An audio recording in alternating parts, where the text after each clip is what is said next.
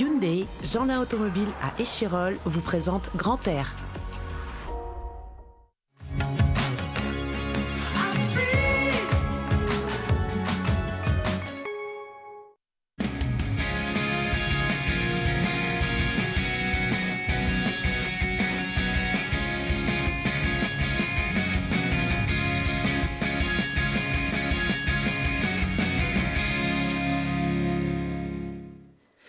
Respirez à fond, c'est Grand Air, le magazine de la montagne et des sports de pleine nature de Télé Grenoble. Aujourd'hui, dans cette émission, on vous emmène naviguer sur toutes les mers de la planète. Un périple sportif et solidaire atypique au cours duquel la montagne n'est jamais très loin. Et autour de ce plateau, j'ai le plaisir d'accueillir aujourd'hui Lionel Daudet. Bonjour Lionel. Bonjour. Un des grands alpinistes français de ces 20 dernières années, qui a la particularité de s'exprimer sur de nombreux terrains de jeu. À côté de Lionel, un guide de haute montagne qu'on connaît bien également sur Grand Air. Bonjour Erwan Lelanne. Bonjour Thibaut. Erwan qui est également un marin averti et qui parcourt le monde depuis quelques années grâce à son projet MyOne. Et puis, troisième invité de cette émission, un scientifique, Samuel Vergès. Bonjour. Bonjour. Vous êtes le président de la chaire Montagne Altitude Santé à l'Université de Grenoble et vous êtes le responsable d'un projet qui s'appelle Expédition 5300, une première mondiale que vous nous présenterez dans la deuxième partie de cette émission. Mais avant de prendre de l'altitude, on va démarrer au niveau 0, niveau de la mer.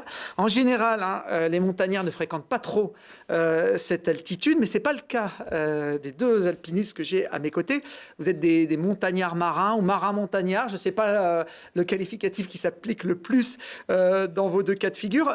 Erwan, peut-être plus marin que montagnard, vous êtes déjà d'origine bretonne avec un nom comme ça. J'ai un nom un peu breton, un père qui est breton, et je suis toujours en train de me chercher entre la mer et la montagne, mais de plus en plus, je serais flatté qu'on m'appelle un peu plus marin que montagnard.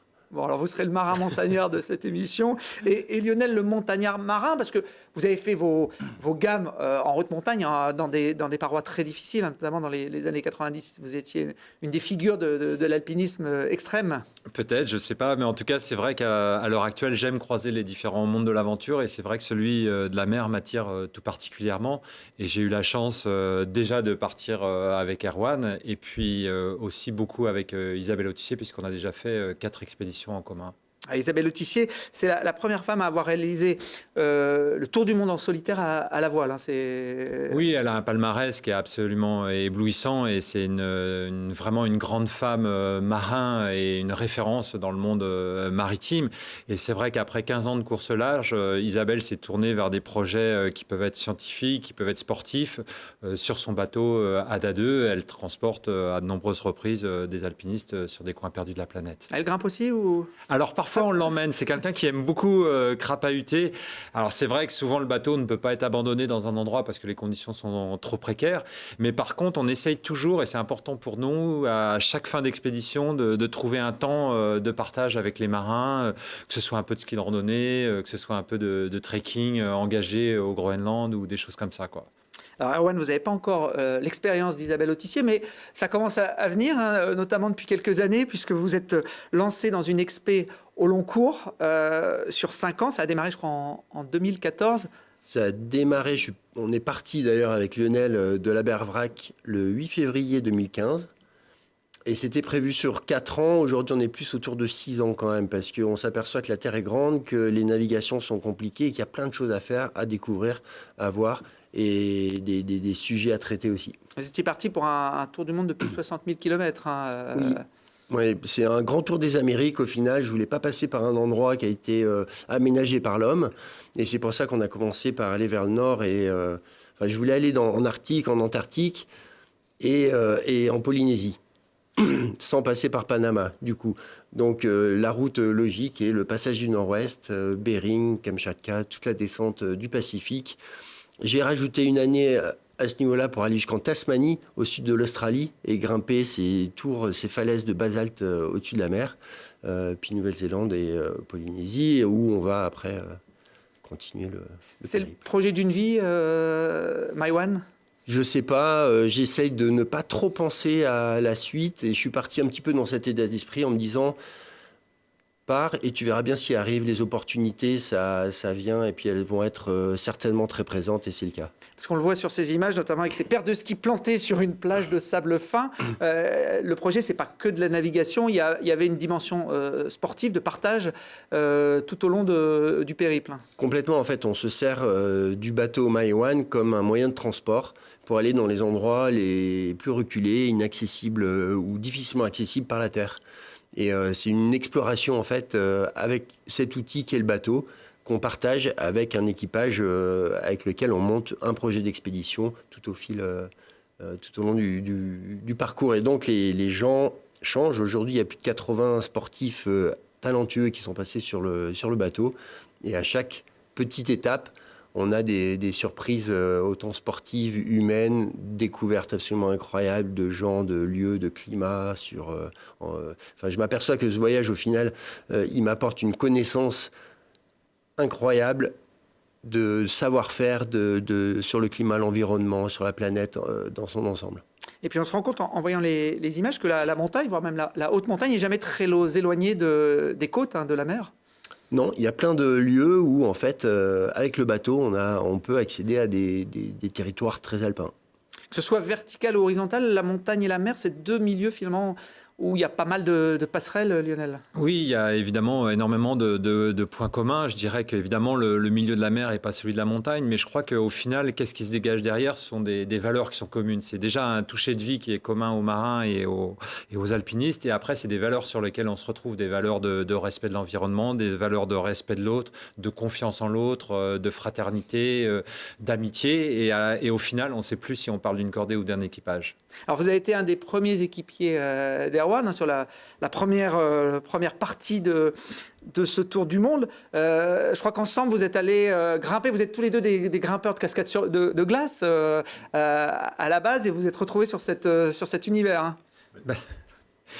C'est vrai que le projet d'Erwan recèle beaucoup d'originalité, et des fois c'est un peu la quadrature du cercle, c'est-à-dire que la première étape consistait à aller donc de Bretagne jusqu'en Islande, sauf que pour aller faire de la glace en Islande, il fallait y aller au cœur de l'hiver, qui est la saison la moins propice au bateau, ce qui a fait qu'on a mis quand même pas mal de notre temps pour monter en Islande, et au final peu d'escalade, mais au final un voyage extraordinaire. Il y a une dimension d'exploration, j'imagine. À chaque fois, on vous voit en train de débarquer avec Lionel pour aller peut-être trouver des coins à grimper, mais vous partez à l'aventure à chaque fois, Erwan. En fait, moins on a d'informations sur le lieu qu'on va visiter, plus ça nous plaît. Et effectivement, l'idée, c'est vraiment de prendre le bateau, de naviguer, de découvrir, de trouver quelque chose qui nous attire, de trouver un débarquement, un mouillage pour le bateau, parce que ça, c'est quand même assez complexe dans certains endroits, de poser le bateau, et puis après d'aller gravir les montagnes ou faire de l'escalade sur glace. Et là, c'est le fjord dans lequel on a atterri quand on a atteint l'Islande, qui était pour nous assez exceptionnel, parce que c'était la première fois qu'on réalisait le projet Maewan. Ça prenait vraiment sens, concrètement. La première fois où on avait une activité sportive après une navigation et une découverte. 80 équipiers sont succédés pour l'instant sur le bateau. J'imagine que tous n'avaient pas le pied marin. Et effectivement, donc là, on était 5 sur le bateau à partir de Abervrac. Il y avait Jeanne Grégoire, qui est une navigatrice qui a fait beaucoup de compétitions et qui a gagné pas mal de courses, notamment en Figaro, qui nous a aidés. Et puis, c'est avec qui j'ai appris aussi beaucoup au niveau de navigation. Il y avait Lionel, il y avait Aymeric Clouet, qui, comment dire... Il vomit pas tant, hein, mais en fait, il est malade quand même chaque fois que ça bouge. Donc, ce qu'on faisait, c'est chaque fois qu'on partait d'un endroit, on le mettait à la barre. Nous, on allait se reposer. On avait entre 3 et 4 heures d'autonomie avant qu'il soit malade et qu'il se couche et qu'on le voit plus. Jusqu'à ressusciter dans un port. Le mal des montagnes, Samuel, on peut le comparer au mal de mer, ou c'est deux choses complètement différentes? C'est une limite de nos adaptations à un environnement un peu déstabilisant pour l'homme. C'est des symptômes, comme on dit, on peut vomir en altitude, on peut vomir sur la mer. Mais en fait, au niveau des mécanismes, c'est quelque peu différent quand même. Mais c'est vrai que finalement, au total, on a des susceptibilités interindividuelles aussi qui varient beaucoup. Donc il y a pas mal de points communs quand même. Le mal de mer, le mal de montagne, on peut redescendre à l'altitude. Le mal de mer, c'est un peu plus compliqué. Il faut descendre du bateau, mais c'est pas toujours évident. Il y a quelque chose qui bouge autour. Les montagnards qui sont venus au cours de ces dernières années, vous les avez formés à la navigation, Erwan, ou ils étaient juste là en tant que simples passagers? Non, en fait, il n'y a pas de passagers sur Maïwan parce que c'est un petit bateau. On peut être 5, 6 maximum, mais ça devient très serré. Et du coup, on a besoin de toutes les compétences. Et c'est un peu aussi la richesse du projet, c'est de réunir des compétences pour arriver à un but qui est un challenge. Donc, chacun à bord a son rôle et doit participer en fait à l'avancée du bateau et à l'aventure dans son ensemble.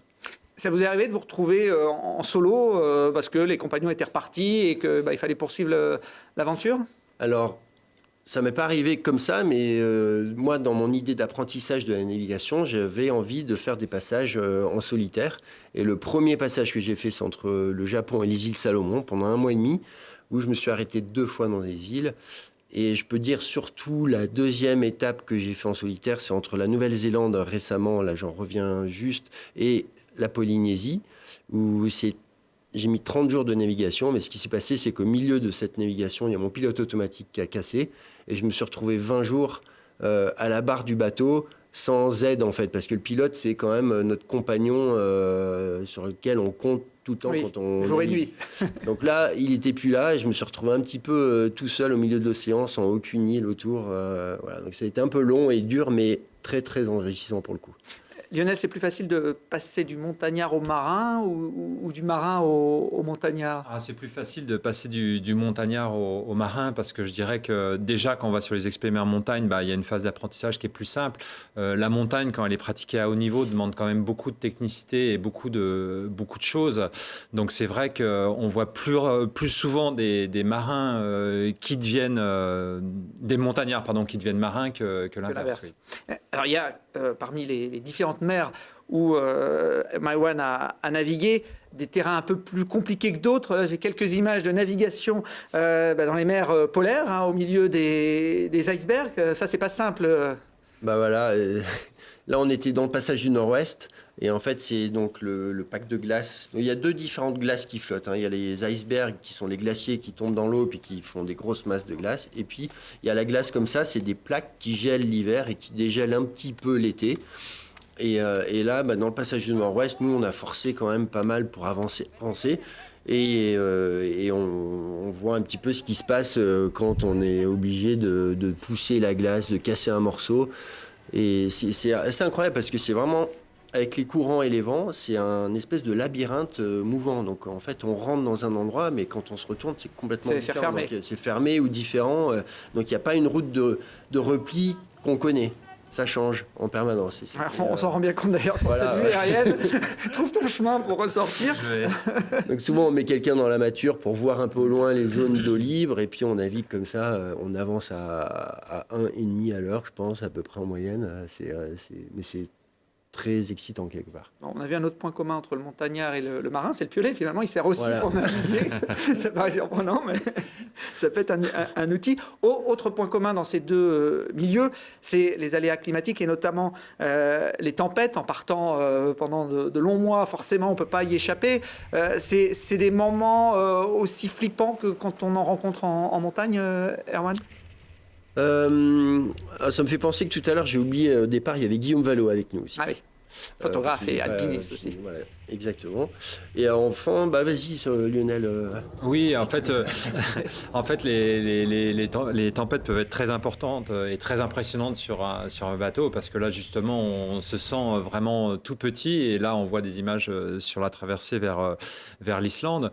Mais c'est vrai que je dirais que quelque part, le marin a toujours le refuge de l'habitacle, quoi. Avant d'aller jusqu'à couler un bateau, il faut vraiment pousser très très loin les curseurs. Alors que l'alpiniste qui peut être pris dans une tempête en paroi aura au mieux une petite toile de tente d'1 millimètre d'épaisseur pour le protéger, quoi.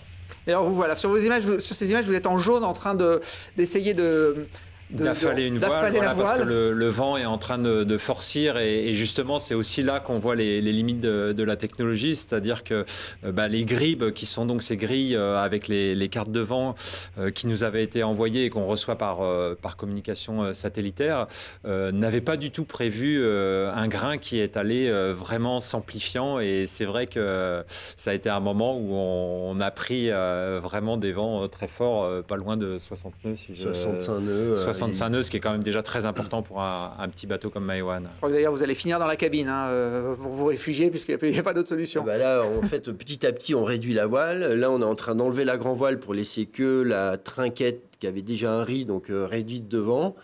Et puis au final, on n'arrivait plus à naviguer, le vent était de travers, donc on n'arrivait plus à faire la route qu'on prévoyait. On a tout affalé, on s'est enfermé dans le bateau, on a attendu que ça passe. Bon, je me rends compte que les prévisions météo sont aussi aléatoires en fait en mer qu'en montagne parfois. Elles peuvent l'être, mais c'est aussi pour nous ce qui fait aussi le sel de l'aventure, c'est-à-dire que tout n'est pas comme du papier à musique, calculé, écrit, programmé, et que quelque part l'histoire de l'être humain elle se magnifie dans ces instants où il doit faire preuve d'une adaptation permanente, quoi. Vous êtes fait peur depuis le 2015, le départ de Maïwan, sur des expériences comme ça un peu extrêmes? Pas vraiment, en fait, je ne sais pas comment tu fonctionnes, mais en tout cas, moi, j'essaie de toujours imaginer le pire, la situation la pire, pour être préparé à ce qui va se passer. Et en plus, les tempêtes ou les gros temps comme ça, elles arrivent progressivement. Ce n'est pas une chute de pierre qui arrive en montagne, où on est surpris et puis d'un coup, on est dépossédé de tout ce qu'on peut avoir.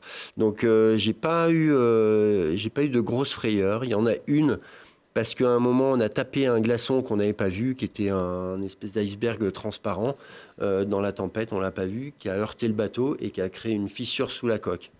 Donc on avait une voie d'eau à l'intérieur et je ne savais pas à ce moment-là quelle fragilité, quelle a été l'importance du dégât. Et ça m'a mis 3 semaines pour trouver un refuge et arriver à réparer la fissure. Mais j'ai pas eu plus peur que ça.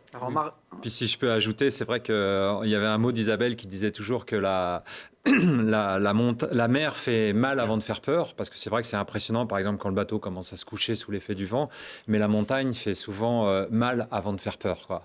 Alors quand on marie les deux, c'est compliqué de passer entre les gouttes. Vous avez quand même quelques petits rappels à l'ordre pendant ce périple. Là, on voit un de vos invités, Adrien Coirier, qui est en train de descendre une belle face au bord de la mer.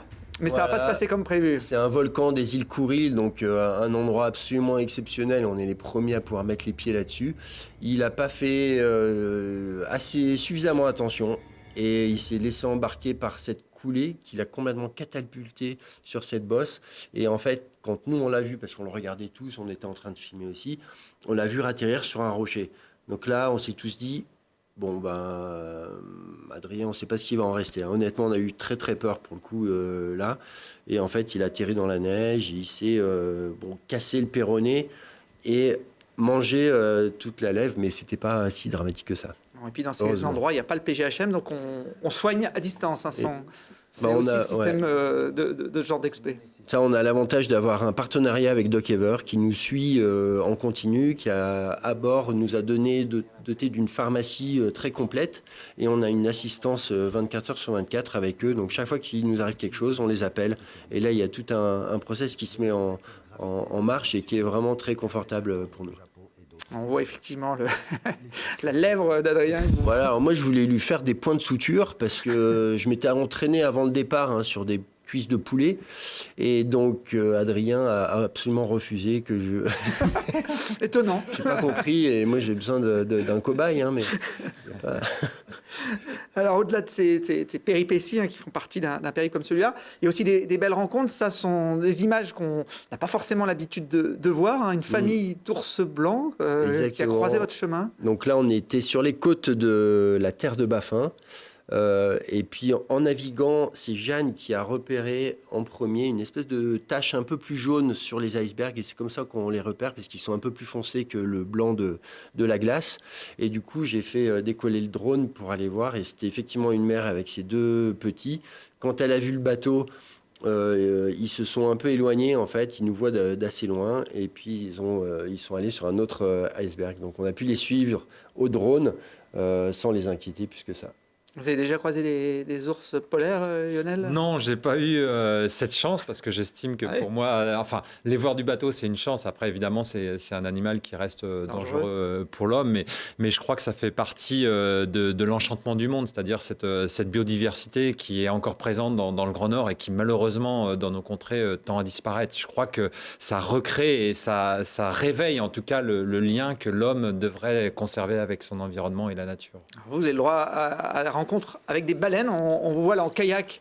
C'est pas non plus très sécurite d'aller auprès d'animaux si imposants juste avec une petite embarcation. Oui, alors c'est vrai que là on se trouve dans l'est du Groenland qui est la partie la plus sauvage du Groenland et c'est vrai que on était dans une expé d'alpinisme mais on avait aussi des kayaks pour aller un peu dans les fjords et c'est vrai que c'est quelque chose qui nous a émus au plus profond de nous-mêmes de voir ces animaux absolument majestueux avoir développé une telle harmonie dans un univers qui a priori semble hostile, mais auquel les baleines sont parfaitement adaptées. Alors vous étiez, c'était l'été dernier, dans un coin très fréquenté par les baleines, mais très peu par l'homme. Il y avait eu peu d'expéditions dans ce secteur. Voilà, c'est justement au travers de ce qu'on évoquait et ce que Erwan racontait, c'est que vraiment au travers de ces expéditions mer-montagne, finalement, on retrouve cet esprit de pionnier, puisque finalement, on se rend compte que très peu de montagnes ont été abordées d'une manière maritime. Et à partir du moment où on décide de prendre un bateau pour aborder des falaises ou des parois, effectivement, on va retrouver des endroits et redonner finalement des formes de lettres de noblesse à l'exploration. Là, vous étiez dans un des big walls qu'on voyait au port de cette... Oui, une des facettes de l'alpinisme, c'est vraiment de grimper ce qu'on appelle ces grands murs, donc ces big walls qui font souvent plus d'1 kilomètre de verticalité et dans lequel finalement l'alpiniste va passer des jours, des semaines à essayer de grappiller des mètres pour arriver au sommet, quoi. Et puis à ce côté, après, je dirais absolument enchanteur de cette vision de l'espace et de cette participation à l'espace où vous êtes en haut et puis vous avez la beauté du monde autour de vous, quoi. Vous étiez avec notamment Patrick Vagnon, qu'on voit là apprécier, je ne sais pas ce que c'est du camembert. C'est du camembert qui avait survécu au voyage depuis la France. Oh là là. Mais comme il fait froid là-bas, il s'était quand même bien conservé. Camembert gelé. L'une des particularités de ces escalades dans ces grandes faces, c'est que vous le disiez, on y passe plusieurs jours, donc on dort sur place, on monte voilà, avec... on dort dans ce qu'on appelle des portalettes, qui sont des plateformes suspendues, comme on en voit une actuellement.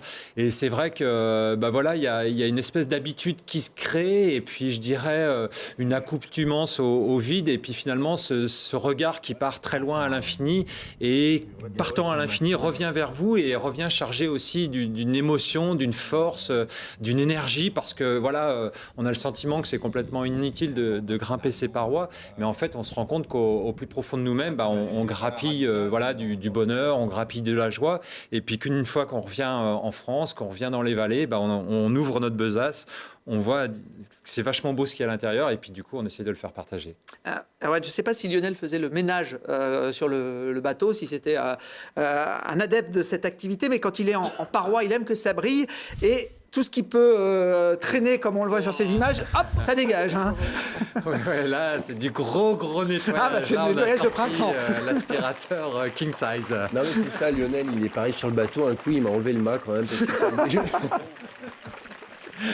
Je crois que vous aviez d'ailleurs coupé la corde à l'occasion de ce ménage. En fait, j'étais sans trêve de plaisanterie. C'est vrai que c'était une descente en rappel direct. Du coup, il fallait un peu nettoyer justement des grosses écailles dangereuses. Et en fait, j'étais concentré à pousser cette écaille et j'ai pas fait attention que la deuxième corde que j'avais avec moi s'est déroulée au moment où l'écaille tombait. Donc, la deuxième corde a été tranchée en fine lamelle, ce qui a bien fait rire mes compagnons de cordée, quoi. Et moi, un peu moins.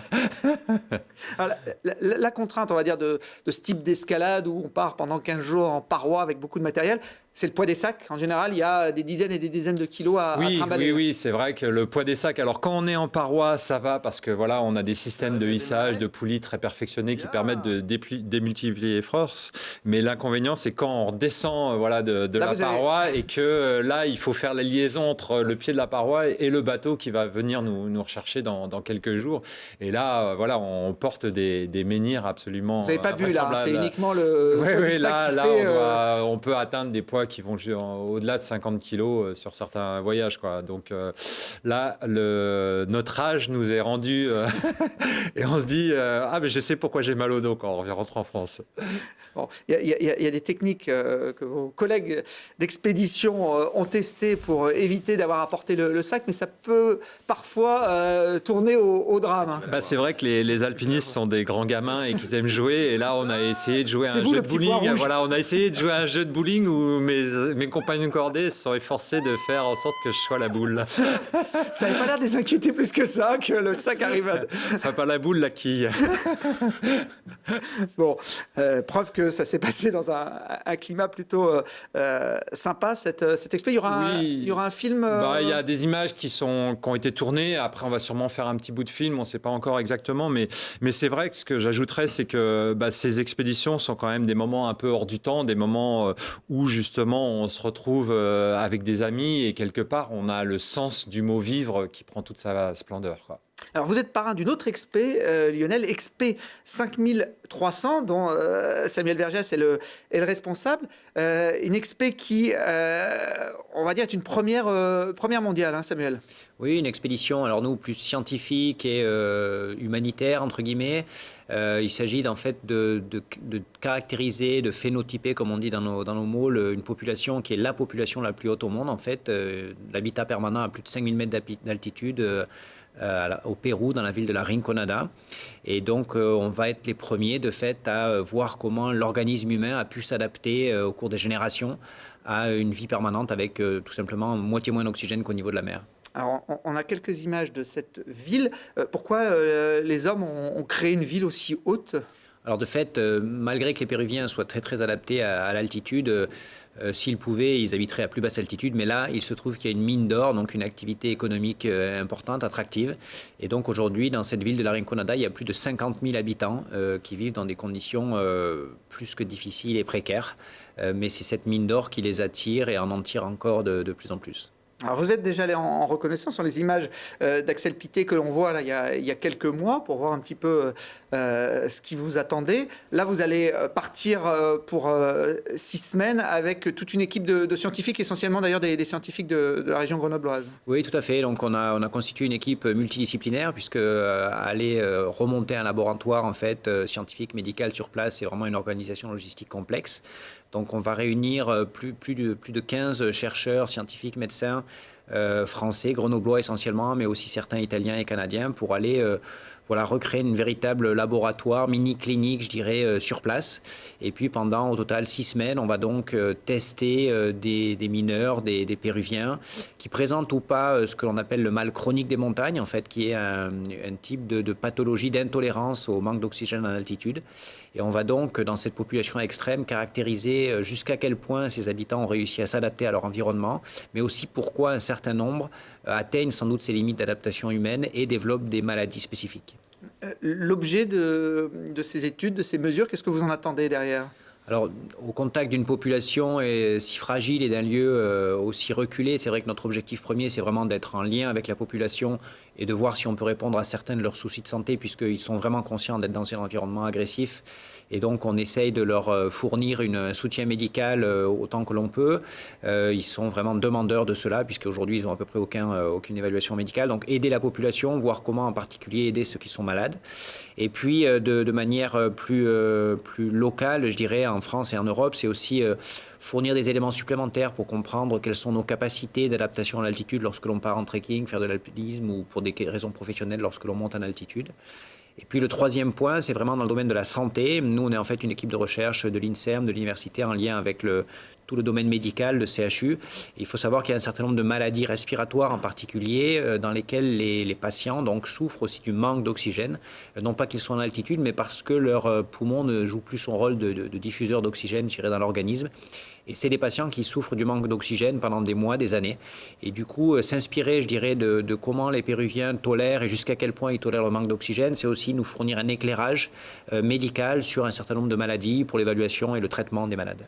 Quelqu'un qui, comme Erwan, vit au niveau zéro de la mer pendant plusieurs années, qui serait propulsé directement à plus de 5000 mètres d'altitude dans cette ville, il a des chances de survivre s'il y reste en permanence ? Comment ça se passe ? Alors, il faut distinguer différentes phases, en fait. Propulsé d'un coup, comme on va l'être plus ou moins, les premiers jours vont être moyens moins pour certains, et on espère pas trop mal pour qu'on puisse quand même travailler.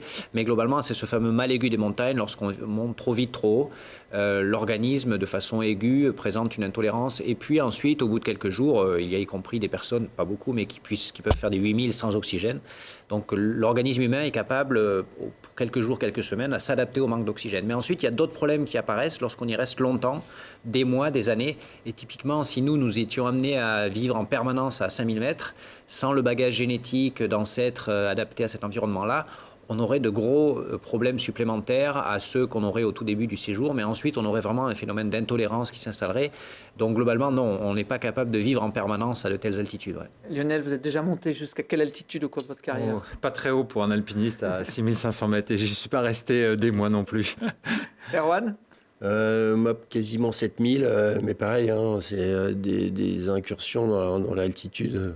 On reste pas non plus, on vit pas longtemps là. C'est pas forcément une question de capacité physique. Hein. Il y a des corps qui réagissent plus ou moins bien à l'altitude. Même un alpiniste de très haut niveau peut avoir du mal à 6 ou 7 000 oui, mètres. Complètement. Ça, c'est vraiment une des questions à la fois de terrain, ce que l'on observe quand on est encadrant, alpiniste, et puis de scientifique, de voir cette incroyable différence interindividuelle dans la capacité à tolérer l'altitude. De fait, indépendamment de la condition physique, du sexe, de l'âge, etc., on va se retrouver en altitude et il y en a un qui va tomber malade et l'autre pas. Et c'est vrai qu'aujourd'hui, on connaît encore peu les raisons pour lesquelles certains tolèrent l'altitude et pas d'autres. Et dans cette ville de la Rinconada, c'est une des questions aussi que l'on a, de savoir pourquoi certains arrivent à naître, grandir et travailler à peu près dans de bon état de santé et d'autres tombent malades dans cette ville. Lionel, vous serez le parrain de cette expé.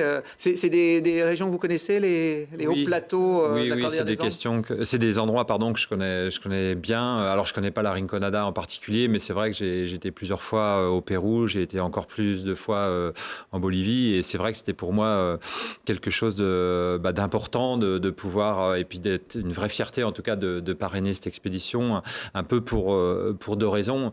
La première, c'est que l'alpinisme est quelqu'un qui va chercher l'inconnu, et finalement on se rend compte que cet inconnu qui est le sel de l'aventure, il peut se décliner de plusieurs façons. Ça peut être une aventure humaine, ça peut être une aventure sportive, ça va être une aventure, en tout cas c'est le cas-là, scientifique. Donc pour moi c'est important de parrainer ça.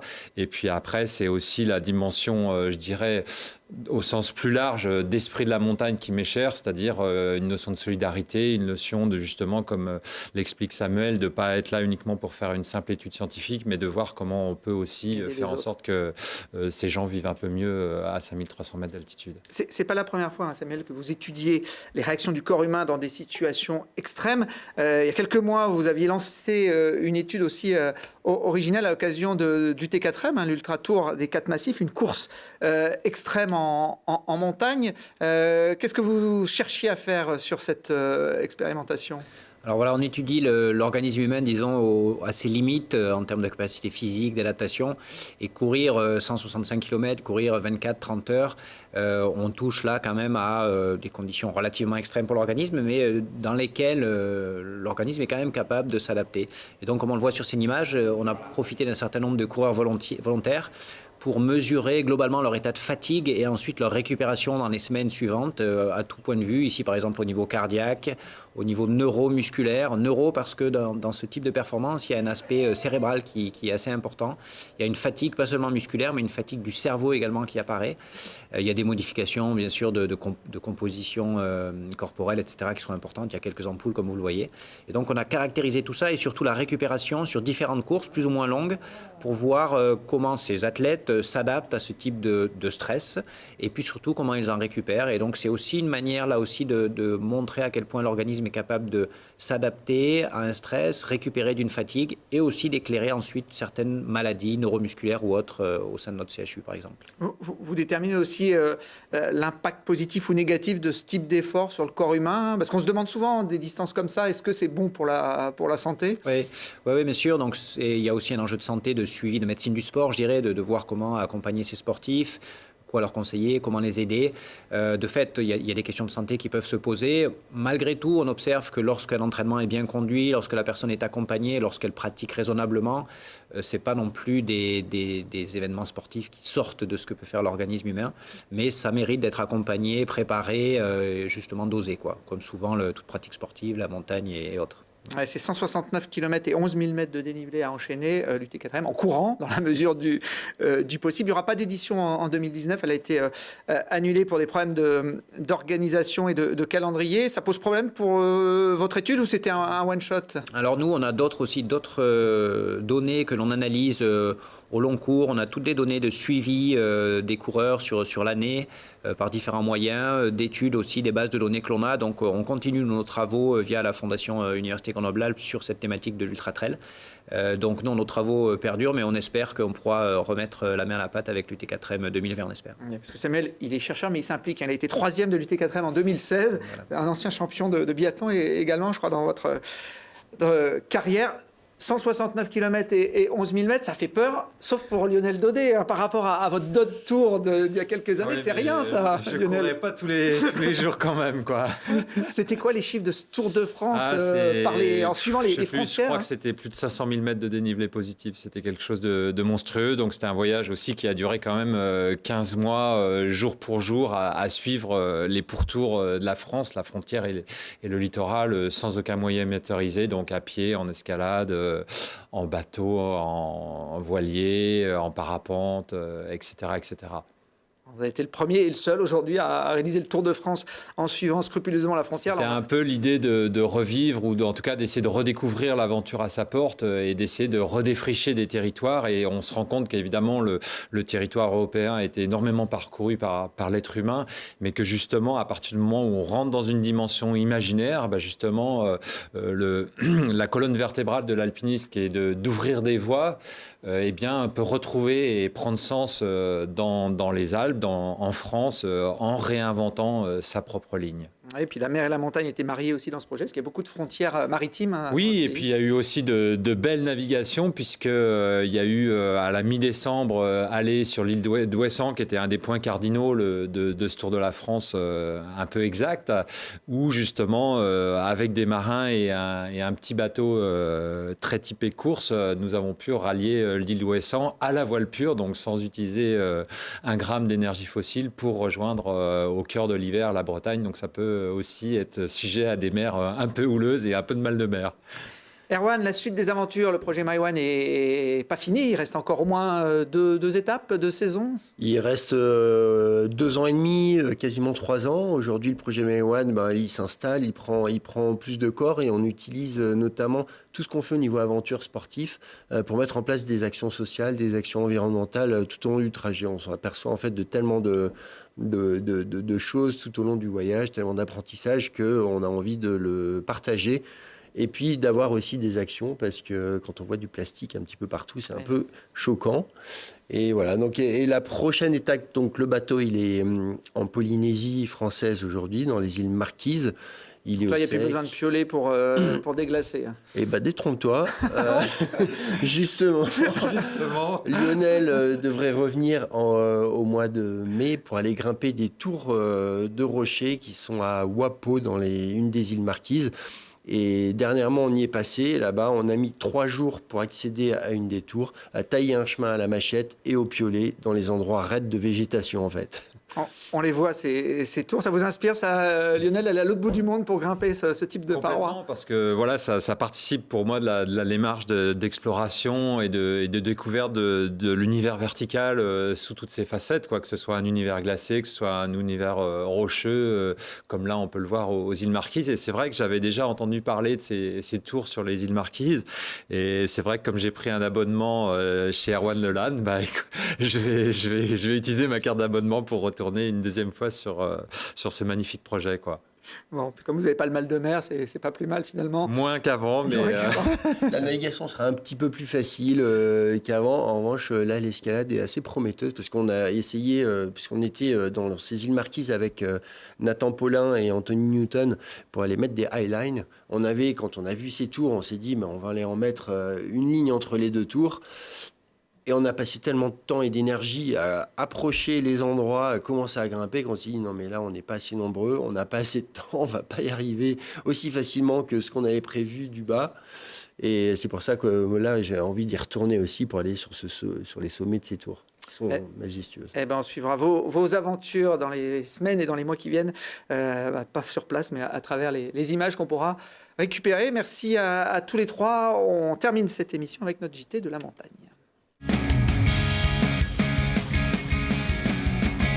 Alors, elle date un petit peu, mais j'avais pas eu le temps de vous les montrer lors de la précédente émission, les images du White Festival. C'était une première en France, une compétition de freestyle en salle. Elle a eu lieu dans la halle olympique d'Albertville. Alors, contrairement à un ski-dôme, là, la salle n'était pas en pente. Alors, à la place, les organisateurs avaient mis en place un système de câbles qui permettait aux riders de prendre de la vitesse avant de se propulser sur des modules de neige et exécuter leur figure. Marie Martineau, la vice-championne olympique de halfpipe, était la marraine de cet événement qui a réuni le gratin de la discipline. Je ne sais pas si c'est l'avenir du ski et du ski freestyle, mais bon, c'était à souligner. Marie Martineau, qui est vice-championne olympique, Martin Fourcade, lui, est multiple champion olympique et le biathlète du Vercors aura bientôt sa statue au célèbre musée Grévin. L'Isérois a été reçu il y a quelques semaines par l'équipe du musée pour une prise de mesure sous toutes les coutures, c'est le cas de le dire, afin de réaliser donc un sosie en cire le plus ressemblant possible. Le résultat sera dévoilé au cours de l'année. Je ne sais pas, Lionel, si un jour vous rentrerez au musée Grévin, mais vous voyez ce qui vous attend si vous devez avoir une statue à votre effigie. Je lui demanderai alors comment ça se passe. Voilà, il a l'air de se prêter. Oui, je te vois bien aussi. Au jeu, assez facilement.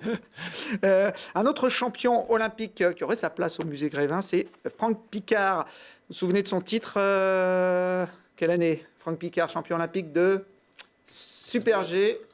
88 pour le premier titre, c'était à Calgary. Et effectivement, en 92, aux Jeux d'Albertville, il avait été vice-champion olympique de descente. Et bien, petite chronique d'un champion. Il a mis du temps à les sortir, ces petites chroniques, mais ça vient d'être publié aux éditions Les Passionnés de bouquins. Autre livre qui vient de sortir et de saison chez Glénat, l'épopée des stations de ski. C'est un livre signé Guillaume Desmures qui retrace de la création des stations à l'évolution des remontées mécaniques, aux problématiques liées à la neige ou au mode de vie des saisonniers. Presque un siècle d'histoire dans nos montagnes. La grande et la petite histoire des stations de ski françaises. À découvrir donc aux éditions Glénat. Et puis, dernier bouquin à vous présenter, on le voit depuis le début de cette émission, c'est le livre Maïwan aux éditions Paulsen, Erwan. Aux éditions Guérin, Paulsen. Et effectivement, on a fait un livre sur les 2 premières années de l'aventure, qui étaient les années arctiques. Donc, qu'on a coécrit avec Éric Loiseau. Dans lesquels on a mis beaucoup d'images. Comme il y a beaucoup de photographes aussi qui passent à bord, on a des quantités de photos de très bonne qualité. Donc on a voulu les mettre en avant et on raconte un petit peu toute la genèse du projet, comment ça se passe aussi, les problématiques qu'on rencontre, des aspects humains aussi qui sont assez forts sur le bateau, parce que quand on est à 5 sur un petit bateau où il se passe beaucoup de choses et puis pendant longtemps et qu'on se voit en permanence, ça crée aussi, on rentre dans l'intimité des gens et il y a des histoires qui émergent de ça qui sont dures et intéressantes aussi à la fois. Et ben voilà pour la partie écrite de ce projet. Merci à tous les trois d'être venus sur le plateau de Grand Air. La tradition dans cette émission, c'est de se quitter en images, si possible spectaculaires ou surprenantes. Et on va rechausser les skis avec Richard Permin qui, tous les matins, s'offre un réveil plutôt tonique sur les toits de la station d'Avoriaz. La vidéo complète fait 4 minutes, mais il a fallu 40 jours de tournage l'hiver dernier pour la réaliser. Et je vous souhaite plein de plaisir en montagne. On se retrouve très vite pour d'autres aventures.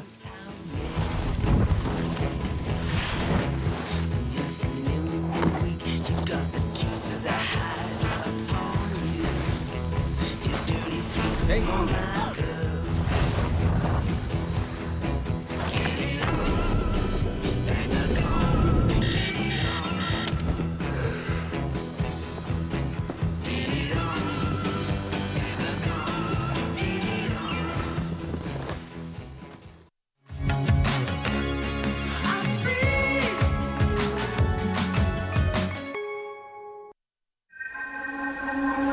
Hyundai, Jeanlin Automobile à Échirolles, vous a présenté Grand Air.